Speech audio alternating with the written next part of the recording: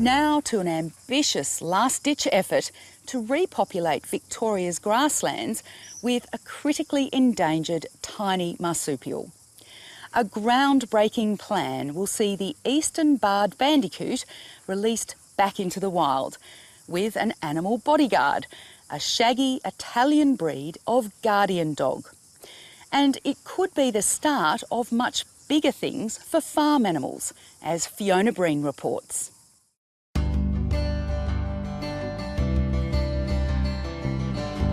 It's an unlikely alliance between two animals from different parts of the world. The endangered eastern barred bandicoot, a solitary nocturnal animal extinct in mainland Australia's wild, and the shaggy white blonde Mooramongs, an ancient Italian breed of guardian dogs. The dogs are in the front line of a last-ditch effort to ensure a future for the tiny marsupial. Hello.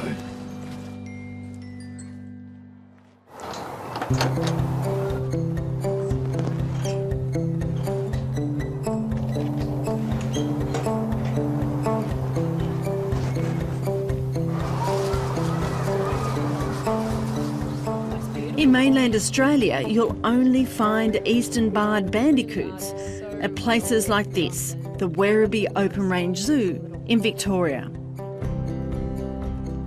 I don't think I've ever met anyone who's met a bandicoot and not fallen in love with it, because they're just such amazing creatures, and they are just such sweet, gentle creatures. Great little pouch. Too sweet and gentle for their own good, according to biologist Marissa Parrott. All right, so we've got little Parry here. She's about 3.5 years old, coming up to 4.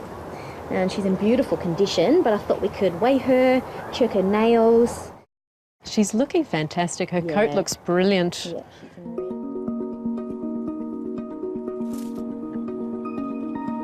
Back in 1991, the eastern barred bandicoot became extinct in the wild on mainland Australia, losing a long battle against voracious predators like the fox and feral cats.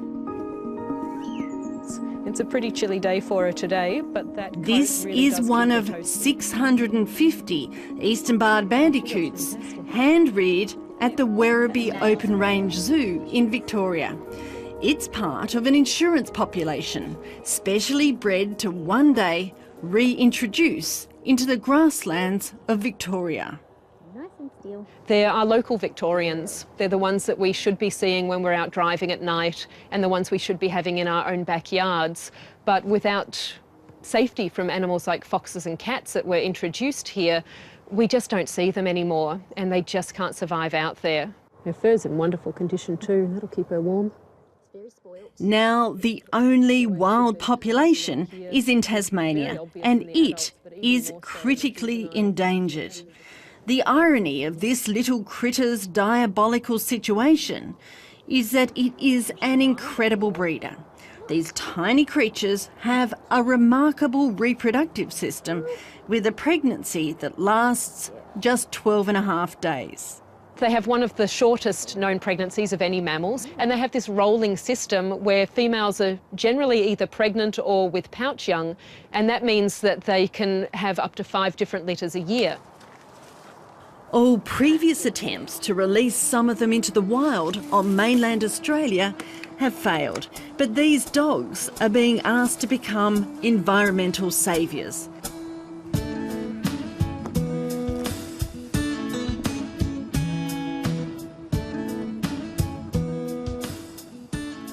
In an ambitious plan, Mooramongs are being trained to protect the eastern barred bandicoots when another population is released into grassland in Victoria's western districts in about 12 months' time. The Mooramongs are renowned for their ability to bond and guard other species.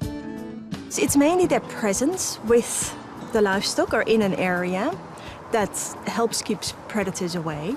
Because, I mean, you can imagine the Mooramongs are pretty big dogs. They weigh 40 kilos. plus sometimes. And if this big dog is just present with the livestock and it just moves around there the whole time, barks, makes its presence known, the predators are going to stay away. And if any predator does approach the area or the livestock, I mean, the dog is very alert, so they'll see it coming, they know the predator is there. And if you're just a small fox or even a wild dog, and this big dog is running towards you barking, well, you're not going to stay there, are you? You're just going to move off, and you're going to leave the stock alone. Ecologist Linda van Bommel has worked with and studied maremmas for the past decade. She'll be monitoring the effect they have on foxes and other predators at the release sites.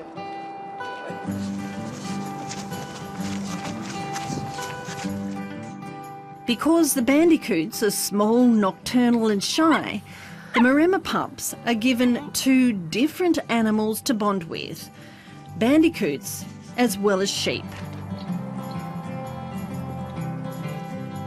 It's because the bandicoots are not going to be visible and available to the dogs 24/7. They tend to be quite solitary, and they're mainly night animals, whereas the dogs are very social. They kind of crave that companionship of another species that's just there, that they can be with. The theory is that the maremmas will have the sheep to focus on during the days and the bandicoots during the night when the sheep are sleeping. We've got a bunch of puppies at the moment. They're all sort of in the middle of their training, but they're coming on really well. They're exhibiting the behaviours we want. They're bonding well with the sheep. They're nice and calm around bandicoots as well. So fingers crossed, it's all heading in the right direction.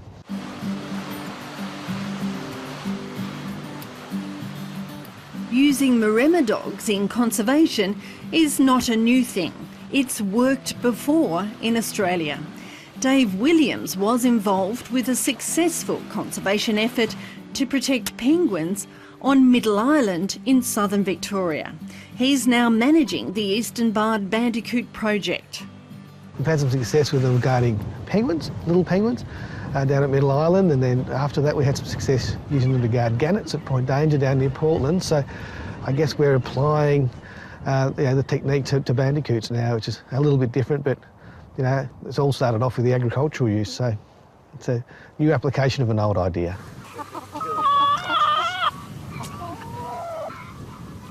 That old idea started with a farmer. For a decade, Alan Marsh, or Swampy as he's called, used his maremma, named Oddball, to guard the chickens on his free-range chicken farm just inland from Warrnambool. He thought if Oddball could protect the chickens, maybe she could protect the island's penguins too. It's in them. It's their own innate sense of territory that's there. You don't have to train them. All you've got to do is provide them with the opportunity to do what they do naturally. It was Swampy Marsh who suggested the radical solution to the local council. A simple answer to a fairly complex problem. And I think it's really good that we've got a European dog protecting Australian penguins from European predators. I reckon that's great. That's rough justice, but I reckon it's fair enough. Oh, hello, beautiful. The plan actually worked. Foxes stayed away and the penguins thrived.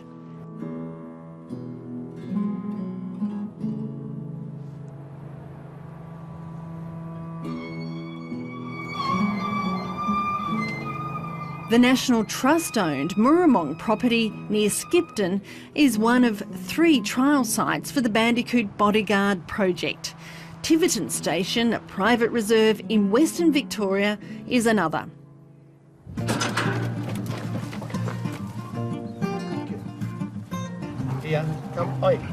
Today, these big puppies are visiting Mooramong and marking their territory on the paddocks they'll eventually call home.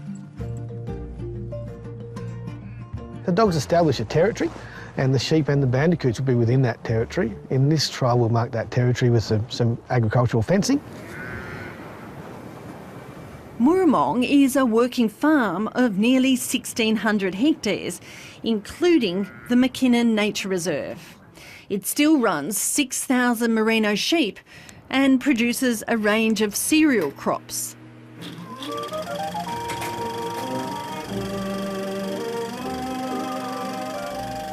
It was once owned by a colourful Hollywood silent movie star, Claire Adams, and her Australian grazier husband, Scobie McKinnon.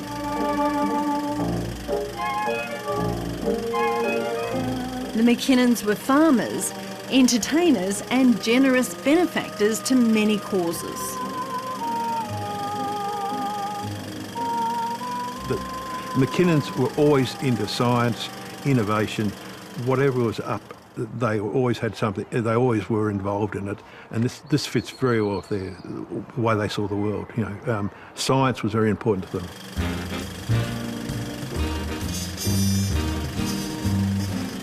The pair brought Hollywood glamour to the Western districts, but they were also passionate farmers, and they loved animals, particularly dogs. From what I've read and seen about Claire, she was absolutely besotted with dogs, and I think they were a substitute for having no children.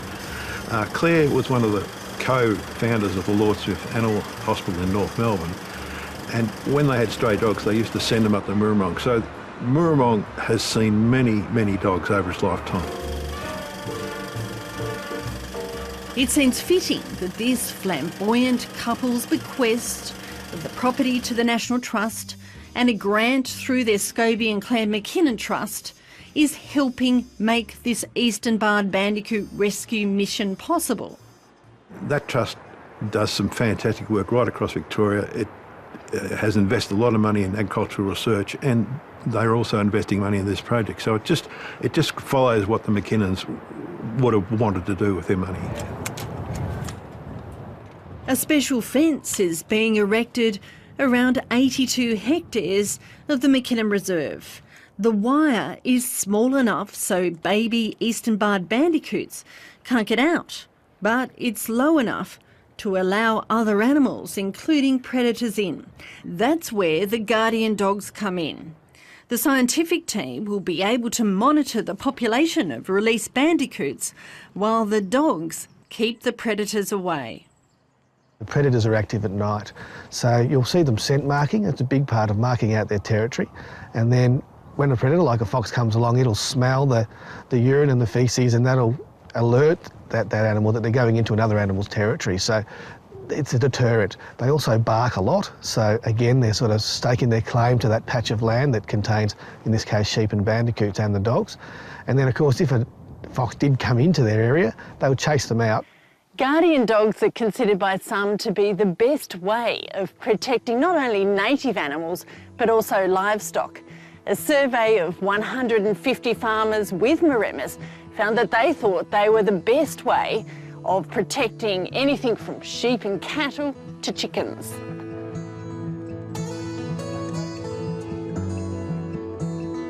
Almost all farmers reported that predator numbers dropped after they introduced guardian dogs.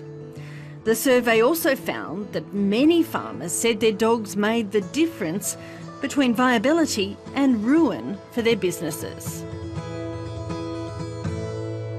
They take a bit of management and they take a bit of time input from the farmer, but if they're set up properly and they're managed properly, they do a fantastic job of protecting livestock from predators.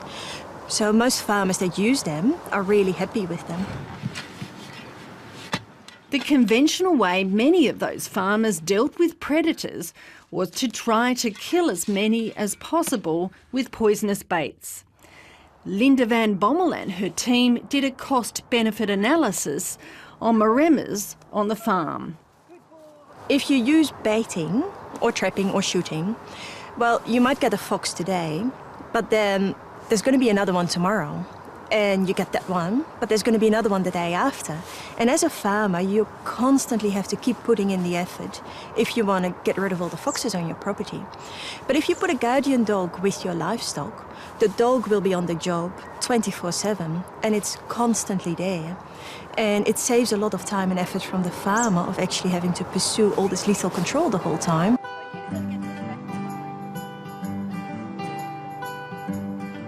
Linda van Bommel has written a manual for farmers on how to train and keep guardian dogs.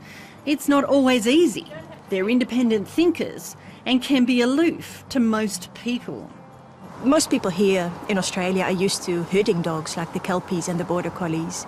They are very, very different. Fingers crossed, this unique breed of dog will guard this critically endangered native marsupial back into existence in the wild on mainland Australia. And if it does, it could mean there's hope for some other species teetering on the brink of extinction.